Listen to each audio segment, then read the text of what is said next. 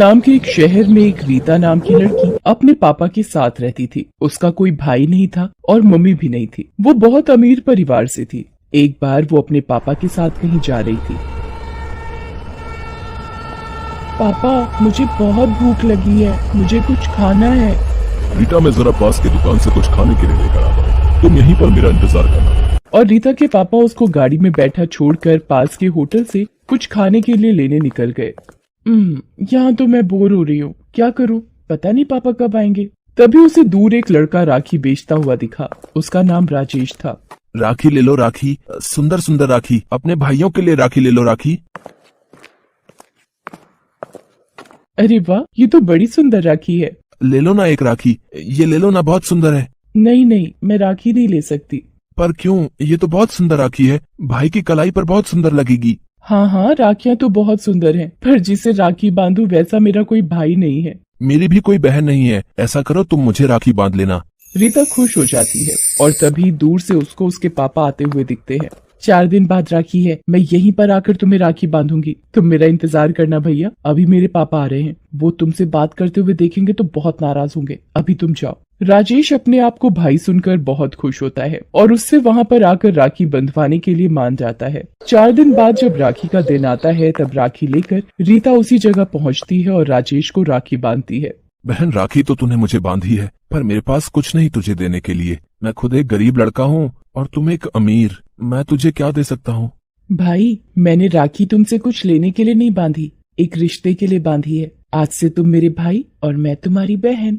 और वो राजेश का हाथ पकड़कर अपने दोस्तों से मिलवाने ले जाती है, पर राजेश के फटे पुराने कपड़े देखकर सब उसका मजाक उड़ाते हैं। अरे रीटा, क्या पूरी दुनिया में तुझे और कोई भाई नहीं मिला? ये देख, इसके पास तो कुछ कपड़े भी नहीं है, इस गरीब को तूने भाई बनाया। जैसे भी हैं मेरे भाई हैं, तुम्हें इससे क्या, तुम सब जाकर अपना काम करो। ये सुनकर रीता को बहुत बुरा लगता है और रीता राजेश को लेकर दुकान पर पहुंचती है और उसको कुछ नए कपड़े दिला देती है। रीटा, इतने महंगे कपड़े मैंने कभी नहीं पहने, मैं ये महंगे कपड़े नहीं ले सकता। कोई महंगे नहीं है भाई, ये कपड़े मेरी तरफ से राखी का गिफ्ट है तुम्हारे लिए। राजेश उन्हें लेकर बहुत खुश होता है। इसी तरह दोनों अक्सर मिला करते और बहुत सारी बातें किया करते। राजेश को बहन का प्यार मिला और रीता को भाई का। कुछ समय बीत जाता है और अगली राखी का त्योहार आता है। राजेश वहीं पर रीता का इंतजार करता है। सुबह से शाम हो जाती है पर रीता नहीं आती। राजेश उसको ढूंढता हुआ उसके घर पहुंच जाता है। उसकी बहुत बड़ी हवेली देखकर हैरान रह जाता है और अंदर जाने लगता है। अरे अरे अरे, कहाँ जा रहे हो लड़के? मुझे रीटा से मिलना है। अरे रीटा मैडम से कोई नहीं मिल सकता, और वैसे भी तुम हो कौन जो रीटा बेबी से मिलना चाहते हो? मैं रीटा का भाई हूँ। तुम रीटा के भाई हो? रीटा का तो कोई भाई नहीं है, और रीटा बेबी को तुम ही मिले थे भाई बनाने के लिए। अरे जाओ जाओ, किसी और को बेवकूफ बनाना। राजेश वहाँ से नहीं जाता। तभी तेज बारिश होती है और राजेश वहीं खड़ा रहता है और बारिश में भीगता रहता है। रात हो जाती है और भूखा प्यासा वो रीता के लिए खड़ा रहता है। तभी रीता के पापा उसके खड़े होने पर, ये कौन खड़ा है बाहर? साहब, ये लड़का रीटा बेबी से मिलने आया है और खुद को उनका भाई बता रहा है। कौन हो तुम और यहाँ क्या कर रहे हो? मुझे रीटा से मिलना है, आज राखी है ना, उससे राखी बंधवानी है मुझे। मैं अपने साथ राखी भी लेकर आया हूँ। तुम्हें राखी बांधेगी रीटा? अभी शक्ल आईने में देखी है, जब भाग यहाँ से और दोबारा यहाँ नजर मत आना, नहीं तो हड्डी पसली तोड़ दूंगा। और राजेश को धक्के मारकर निकाल दिया जाता है। उसके बाद राजेश कभी रीता से नहीं मिल सका। करीब 10 साल बाद राजेश रीता के घर के बाहर से गुजर ही रहा होता है कि उस घर में राजेश देखता है। रीटा बेटी, जल्दी नीचे आओ, कुछ दिखाना है तुम्हें। मेरी बहन वापस आ गई।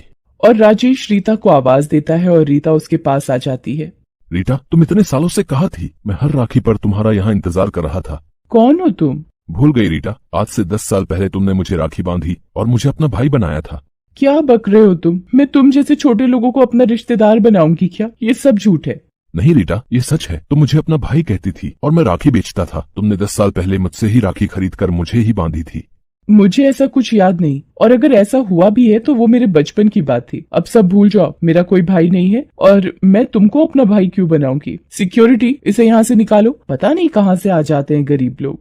राजेश मुंह लटकाकर वहाँ से चला जाता है। कई दिन बीत जाते हैं। एक दिन रोड पर एक कार का एक्सीडेंट हो जाता है। राजेश वो देखने जाता है। वो देखता है कि रीता की गाड़ी का एक्सीडेंट हो गया है। राजेश भागकर रीता को देखता है तो उसका बहुत खून निकल गया होता है। राजेश रीता को हॉस्पिटल पहुंचाता है और डॉक्टर से कहता है, डॉक्टर साहब, मेरी बहन को बचा लो, इसका बहुत खून निकल रहा है। हाँ, मैं देखता हूँ। डॉक्टर, मेरी बहन ठीक तो है ना? उसको कुछ हुआ तो नहीं? राजेश, एक्सीडेंट में तुम्हारी बहन की आंखें चली गई हैं। ये क्या कह रहे हो डॉक्टर साहब? संभालो अपने आप को राजेश। अब क्या होगा मेरी बहन का? तुम फिक्र मत करो, अगर किसी की आंखें मिल जाएं तो हम तुम्हारी बहन की आंखों का ऑपरेशन कर उसकी आंखें वापस लगा सकते हैं। डॉक्टर साहब, आप मेरी आंखें रीटा को लगा दो। पर राजेश, तुम बिन आंखों के देख नहीं पाओगे। मुझे इसका कोई मलाल नहीं डॉक्टर साहब, आप मेरी आंखें रीटा को दे दो, मैं उसकी नजरों से दुनिया देखूंगा। राजेश एक पत्र लिखता है और डॉक्टर को देता है और कहता है, डॉक्टर साहब, जब मेरी बहन रीटा की आंखें लग जाएं, तब आप उसे ये पत्र दे देना, पर किसी को भी मेरे बारे में नहीं बताना, ना ही मेरा पता। ठीक है राजेश, जैसा तुमको सही लगे। और डॉक्टर राजेश को आंखें दान करने के लिए ऑपरेशन थिएटर में आने के लिए कहते हैं। राजेश जाने से पहले रीता के पापा को उसके एक्सीडेंट के बारे में बता देता है। हेलो अंकल, रीटा का एक्सीडेंट हो गया है, वो सिटी हॉस्पिटल में है, जल्दी आओ। आप कौन बोल रहे हो और ये एक्सीडेंट कैसे हुआ? अंकल, रीटा की गाड़ी एक ट्रक से टकरा गई थी, जिससे उसका एक्सीडेंट हो गया। रीटा की हालत नाजुक है, आप जल्दी आ जाओ। राजेश के फोन के बाद रीता के पापा हॉस्पिटल पहुंच जाते हैं। उधर राजेश अपनी आंखें रीता को दान कर देता है और वहां से चला जाता है। डॉक्टर साहब, अब मेरी बेटी कैसी है? अब आपकी बेटी बिल्कुल ठीक है। किसी ने अपनी आंखें देकर रीटा की आंखों की रोशनी लौटाई है। कौन है वो डॉक्टर साहब? मुझे उससे मिलना है। सॉरी, पर हम उसका नाम और पता नहीं बता सकते, उसने मना किया है। जब रीता की आंखें ठीक हो जाती हैं, तब डॉक्टर उससे कहते हैं, रीटा, तुम्हारी आंखें किसी और की देन है और उसने तुम्हें ये पत्र देने के लिए कहा है। रीता पत्र ले लेती है और पढ़ती है। उसमें लिखा होता है, रीटा, तुमने शायद भाई बहन के रिश्ते को एक मजाक समझा, पर मैंने तुम्हें अपनी बहन समझा और 10 साल तक तुम्हारा हर दिन इंतजार किया। मैं तुम्हारे घर भी गया था, पर तुम्हारे पापा को ये मंजूर नहीं था। सही भी है ना, एक अमीर घर की लड़की एक गरीब लड़के को अपना भाई कैसे बना सकती है? पर मैंने ये रिश्ता दिल से माना था। जब तुमने मुझे पहले राखी बांधी थी, उस समय मेरे पास तुम्हें देने के लिए कुछ भी नहीं था। आज उसी राखी का कर्ज निभा रहा हूँ।